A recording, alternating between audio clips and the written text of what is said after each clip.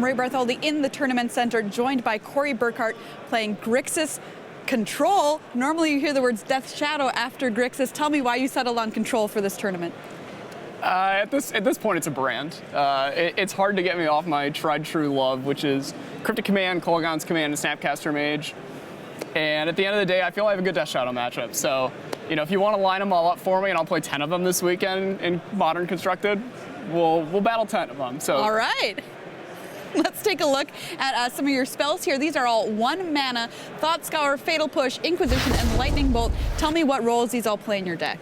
So we'll start with the red and the black cards here. The Fatal Push, Inquisition, and Lightning Bolt are basically your sources of interaction.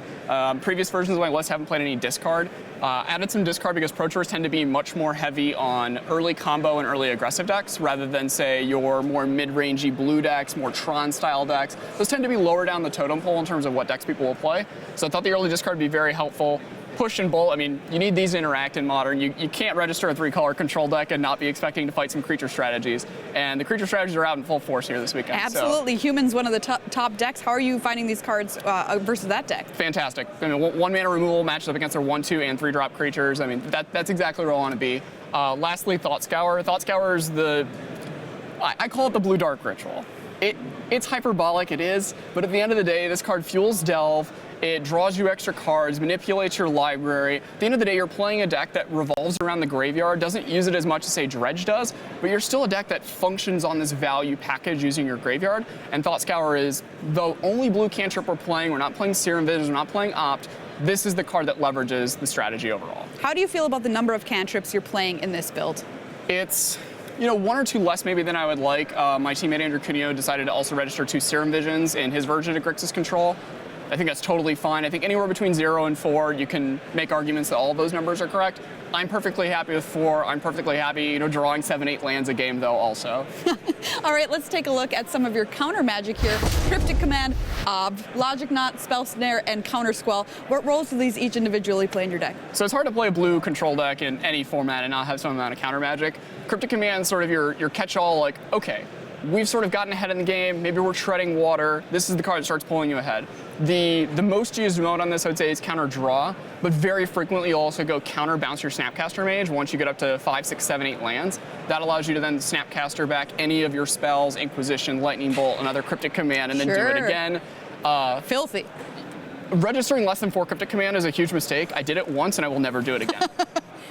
Moving on to the other counter spells, like Spell Snare is a way for us to catch up in mana. We're a slow reactive deck, so if our opponent gets out to an early start, we don't have a Lightning Bolt or a Fatal Push. We need something to catch up on their turn 2 creature. Maybe they're playing Storm. We need something to counter one of their ritual effects. Spell Snare does that at a mana efficient rate. Love Spell Snare. Could see playing a second. Counter Squall, I like having 1 negate effect.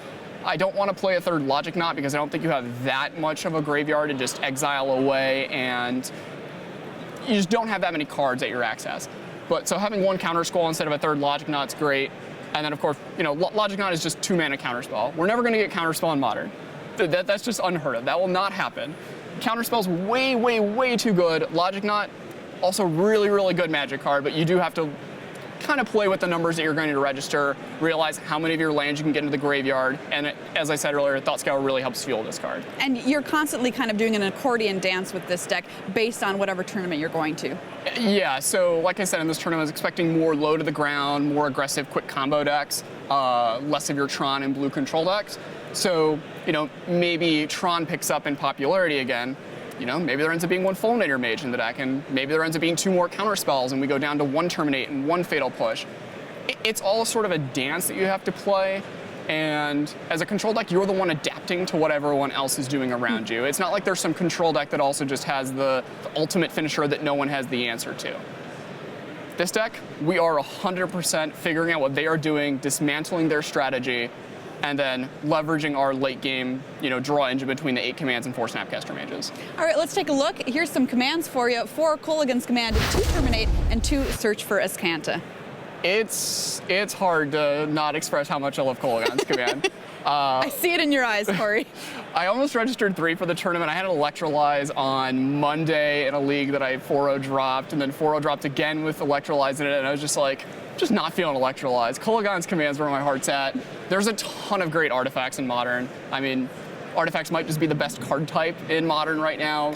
between Affinity being one of the top tier decks, if not the best deck. You have Humans being the most popular deck playing Aether Vial. Tron has like Expedition Map, Oblivion Stone, things of this nature. The instant speed discard is really what moves this over the line, because you wouldn't play without the return of creature, but being able to draw step, discard their hand, and then not have to fight over every single one of their cards, because we only have so many counter spells. Kolaghan's Command kind of does it all for me.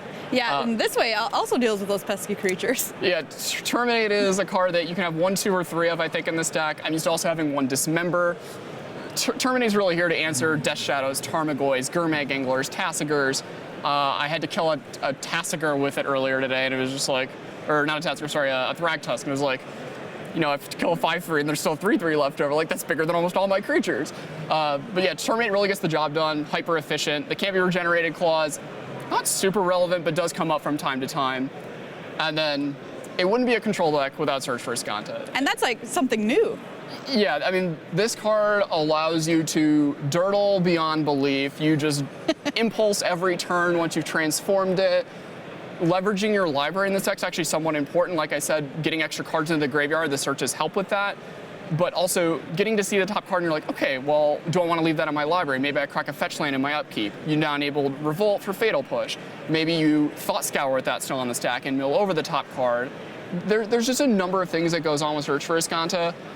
Being 2 mana, so you can sneak it down under, you're getting up to the point where you can Kolaghan's Command or Thought Scour with a counter spell. Like, that's also super important. You're getting it down before anyone's really just going to, you're dead. Like, here's my combo. And because of that, I mean, I wish I could play 3 Search for Iskanta, but being legendary makes that a little bit difficult and definitely balances it out. You said this is a card that almost won you a game in and of itself. Yeah, so I just played a match against Lantern to get to 11-3, and we both had Search for Iskantas going. And with the Lantern out, every turn I'm just like, okay, I'll put that in the graveyard, flip over a card, and you know, I just see my opponent, he's just like putting his heads in his hand, he's just like, oh, this is so dreadful. And then, you know, he's like getting ready for me to transform it, looking at his Pithing Needle, and I'm like, nah, we'll just leave it right there, keep scrying. And it's like, well, against the Lantern deck, like I was saying, the number of ways you leverage your library, it's like, no, we'll just leave it on the scry side. That's where I prefer it sometimes. All right, well, let's take a look at some of the win conditions, because unfortunately you do need those. 4 Snapcaster Mage, Tassigur the Golden Fang, 2 of those, and 1 Pia and Kiran Nalaar. Unfortunately, you do have to win the game eventually. Yes. You can draw as many cards as you want, but if you just deck yourself, that's not winning.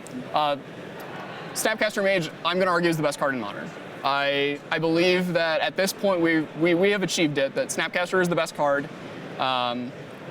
There's just so many different shells the Snapcaster makes available. Like you have Grixis, Grixis Shadow, the 4-color Shadow deck sometimes play it, Sultai Shadow, blue-white control, blue-white red control, Sultai control, blue-black fairies sometimes play Snapcaster. I mean, there's just so many different Snapcaster decks. If you just wanted to lump all of the Snapcaster decks this weekend into one pile, we're definitely the most popular deck. Lo and behold, there's not enough words I could say about Snapcaster Mage. Snapcaster and K-Command, best friends for life. For life. Getting on to Tassigur. Tassigur is just the most important threat in the deck, more so than Snapcaster Mage being the threat. I consider Snapcaster like one of those control cards. Tassigur is really your way to fight Planeswalkers, because we're really, really weak to Planeswalkers in this deck. Coming down on turn 2, sometimes when you have a single fetch land and a Thought Scour, is the best draw you can ever hope for in this deck.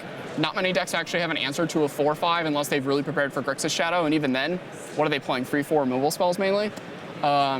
The secondary ability on Tassigur is also just truly absurd in this deck. Between the 4 Delve spells, sometimes your Tassigur will get bounced or you'll recover it with Kolaghan's Command. You can control which spells are in your graveyard, so sometimes instead So it's of always exiling, a bad choice. Exactly. Sometimes instead of, you know, oh, we'll just leave all the spells for Snapcaster Mage, no, you exile down to 1 Kolaghan's Command and you leave 4 fetch lands in there, and you just look at your opponent like, this is what we're getting back. You better hope we mill over two spells. And then Pia and Kiran Nalaar is the last sort of card I added. I wanted one more piece of hate for Affinity main deck. I also wanted an extra go wide card. Particularly, I thought Humans might be popular. It's also a great card against a bunch of the removal strategy decks where you have a lot of chip damage cards. We have 4 Kolaghan's Commands, 4 Lightning Bolts, and a Counter Squall. We have a bunch of ways to deal like 2 and 4 points of damage here and there between people's mana bases, dealing them 2 to 5 points of damage. Adding in, sometimes you can just chuck some Thopters at them or hit them with a couple Thopters. Pia and Kiran's done serious work for me. I haven't got to cast it under a Blood Moon yet this weekend, but I was doing that a bunch online earlier, and that was what Awesome. sold it for me, where, you know, they turn 3 Blood Moon, and you're like, oh, shucks, how are we going to get out from underneath this? And you're just like, oh, Pia and Kiran. And then 4 turns later, they're just like at 6, and they're like, yeah, I'm just going to die to that thing. Let's take a look at some of your lands that you've brought with you this weekend. One I wanted to touch on in particular is Field of Ruin, which you couldn't stress enough how important it was to this deck. Yeah, so I think the biggest piece of innovation for me in this deck was when I saw Shota Yasuoka 5-0 League with a 26 or 27 land version of Grixis, and he was playing 4 Field of Ruin. I'd already been looking for a way to cut the Serum Visions from the deck. I think they were the worst card, and after sideboarding, you would eventually get to spots where you had so many good cards in your deck, you were boarding out Serum Visions. I would rather just have a 23rd, a 24th, maybe a 25th land in my deck. So we got to the point where I saw that and was like, okay, I'm gonna finally, bite the bullet on this. We're testing for a Pro Tour, let's just try it out. It was amazing. I played against Tron the very first match, 2-0'd it. I'm like, I don't think I've 2-0'd Tron ever. And then very next round I play against Burn. Basically ghost quartering them off both of their Sacred Foundries with Field of Ruin. I didn't get hit by a Boros Charm that game. It just does so many things so effectively, and not putting you behind a land like Tectonic Edge or Ghost Quarter does allows you to continue making your land drops. You get to set up sequences where it enables Revolt for Fatal Push, puts extra cards in the graveyard for those 4 Del spells I was talking about earlier. I think this is the best card out of Rivals of Ixalan for Modern, and it did indescribable amounts of work. And then obviously we've got some fetch lanes here that I've been talking about, 2 Steam Vents, you'll see 2 Water Gears in the next slide. Creeping Tar Pit. I've gone from 0 to 1 to 2 to 3, back to 2, I was down to 1. Cuneo wanted to play 0. Really? Andrew wanted to play 0, and then Reed's very short comment is, if you are playing this deck, you must play Creeping Tar Pit. All right, in it goes. I like to talk about, on the Creeping Tar Pit ride, like we're singing Aladdin every time I attack with Creeping Tar Pit. And I've legitimately won 2 matches this weekend with Creeping Tar Pit against light removal strategies from my opponents. And here, rounding out your deck is this land base. Anything remarkable here? Nothing out of the ordinary. 5 basics is a little low for this strategy. I wish I could find a way to get a 6th in the deck. I would recommend, those of you at home that want to try Grixis Control out, you definitely want a 4th island if you can find something to cut for it, but don't leave home without your basic mountain or your Blood Crypt. I've definitely seen people try to cut those, and please don't do that. You will regret it very, very quickly. Corey Burkhart, Grixis Control, an awesome look inside the deck. Thank you so much. 11-3. Best of luck to you the rest of the tournament. Thank you very much. I appreciate it. More Magic after this.